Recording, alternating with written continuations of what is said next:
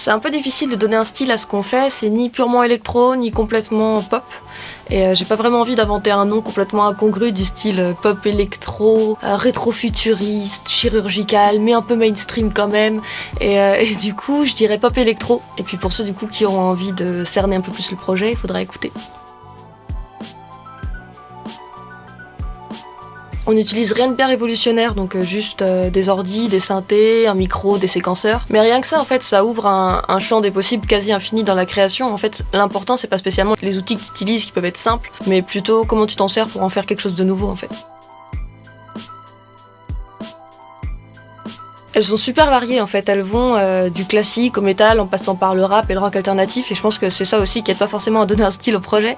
Mais du coup, si on devait choisir 2 influences chacun, y aurait Mod Selector, Tesseract, Lolo Zouai, Post Malone, Sonlux et Billie Eilish.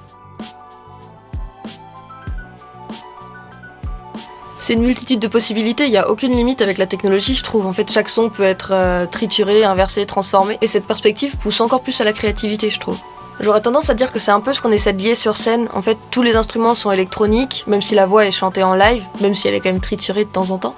On essayait vraiment de... Ça, c'était un vrai challenge à la base, de rendre tout cet amas d'électronique vivant au maximum. C'est-à-dire qu'on essaie vraiment de ramener l'émotion que peut procurer un instrument à vent, un instrument à cordes, qui a lui ses imperfections forcément, à quelque chose qui est par définition complètement lisse. On vient de sortir un nouvel EP qui s'appelle Inanna et qui se compose de 5 titres. Donc 5 tout nouveaux titres accompagnés d'un clip sur Fée. Et on a de très belles dates qui se calent du coup pour l'année prochaine. Donc si vous voulez pas louper ça, restez connectés. Je dirais que ça sert à imiter le cerveau humain, à nous aider dans certaines tâches. Après, quand je parle à l'assistant Google, je me rends compte qu'on est encore très très loin de l'extinction de masse causée par les robots dont je peux parler dans les chansons. À moi le pouvoir, moi.